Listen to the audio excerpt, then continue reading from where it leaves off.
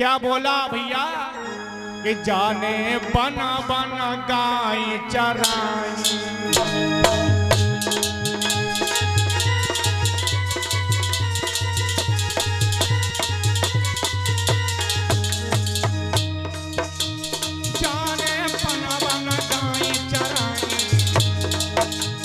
और दादी लौट लौट के खाई।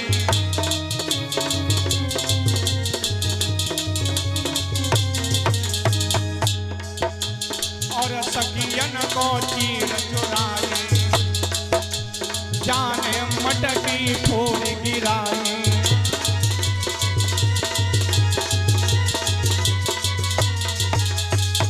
बड़ा पुत्र कहने लगा उससे, कन्हैया कह रहे उस चोर के साथ मैं अपनी बहन का विवाह करूंगा। तो सब लोग कहने लगे भाई अगर उसके साथ में नहीं करोगे तो तुम्हारे को हिसाब है, तुम्हें ही बताओ।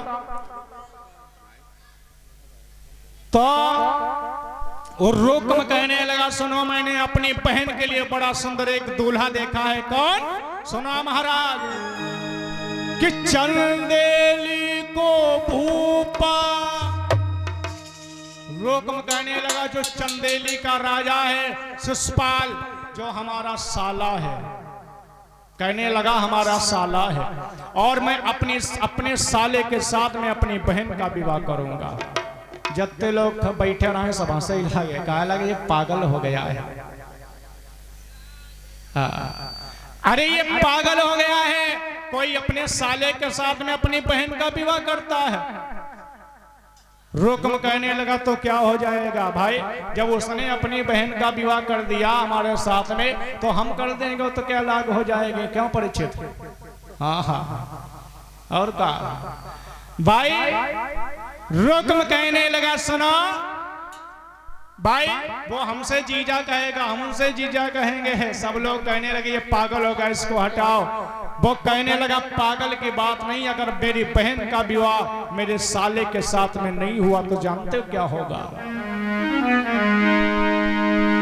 कि यदि विवाह नहीं हुआ बहना का और तो बात नहीं बन पाएगी।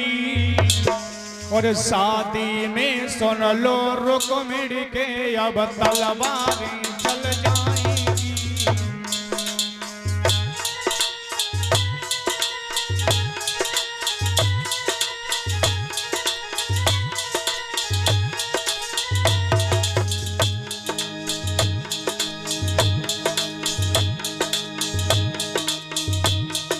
यदि विवाह नहीं हुआ बहना का तो बात नहीं बन पाएगी।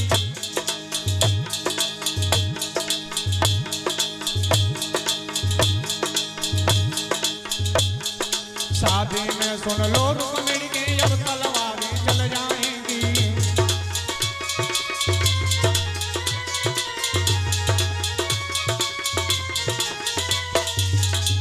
ध्यान देना भैया, जिस समय कहने लगा अगर बहन का विवाह हमारे साले के साथ में नहीं हुआ तो खून की नदियां बह जाएंगी, इतना याद रखना भाई। बड़ा था, सब लोग कहने लगे ये पागल हो गया, हटा हो। अब देखिए इधर रुक्म क्या करता है, अपने साले के लिए एक पत्र लिखा है। अपने साले के लिए रुक्म ने एक पत्र लिखा है। कौन सा? कि अरे सीधी श्री सबलायक हो, सबलायक हो, सबलायक हो। और भूप चंदेली के पधारे।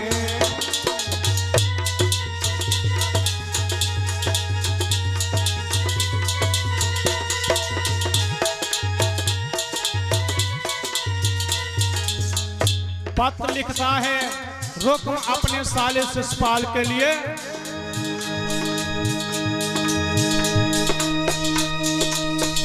और सीधी श्री सबलायक हो रे, सबलायक हो, सबलायक हो, सबलायक हो। और भूप चंदेली के पधारे।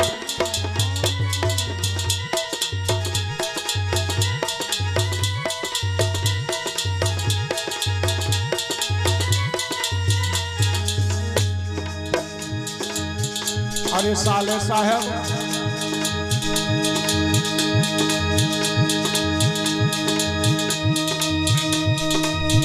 और कठो मेरे पास नाई भैया पास नाई साले पास नाई बिरना पास नाई एक बहन मेरी प्राण न प्यारे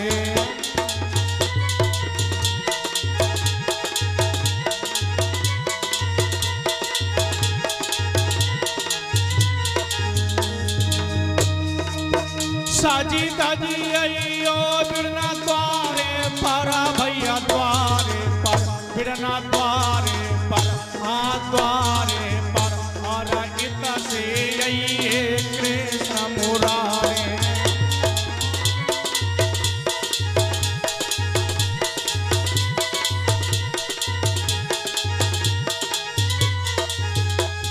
ध्यान देना भैया आज रुक्म ने अपने साले शिषपाल के लिए एक पत्र लिखा है कि साले साहब दूल्हा बन करके आना, मैं अपनी बहन का विवाह तुम्हारे साथ में करना चाहता हूं। ये पत्र चंदेली में जाकर के पहुंचा शिषपाल के पास में।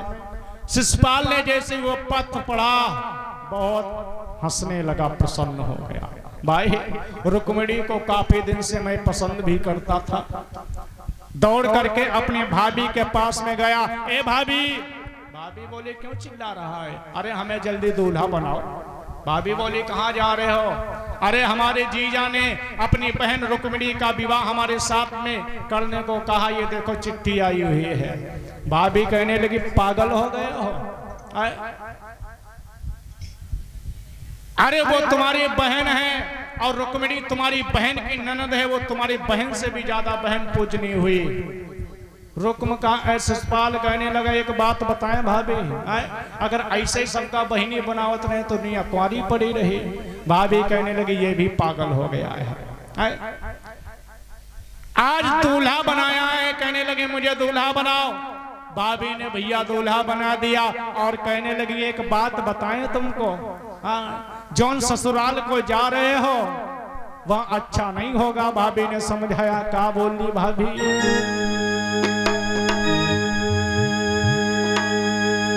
कि समारे ससुराल जइयो मेरे देवर जी, समारे ससुराल जइयो मेरे देवर जी, समारे ससुराल जइयो मेरे देवर जी, समारे ससुराल जइयो मेरे देवर जी,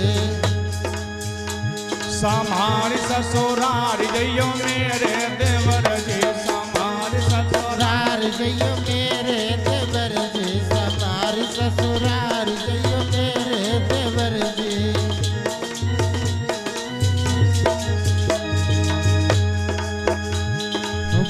ससुराल की बड़ी गलियां, ससुराल में टेढ़ी बड़ी गलियां, ससुराल की टेढ़ी बड़ी गलियां, ससुराल में टेढ़ी बड़ी गलियां। भूले मती जइयो प्यारे देवर जी, भूले मती जइयो मेरे देवर जी, समारे ससुराल जइयो मेरे देवर जी, समारे ससुराल जइयो मेरे देवर जी, समारे ससुराल जइयो मेरे देवर जी, समारे ससुराल जइयो प्यारे देवर जी, समारे ससुराल जइयो मेरे देवर जी।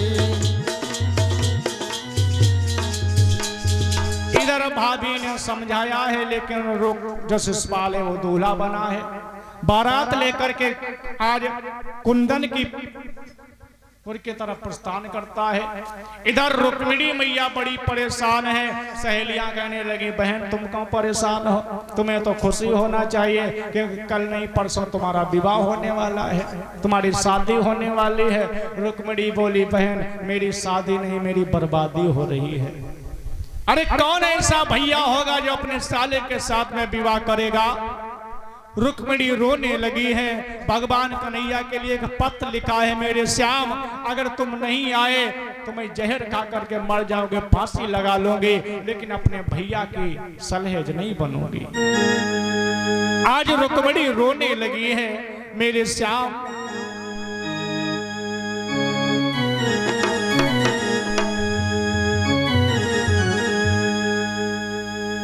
आज रुक्मिणी ने रो रो करके एक पत्र लिखा है।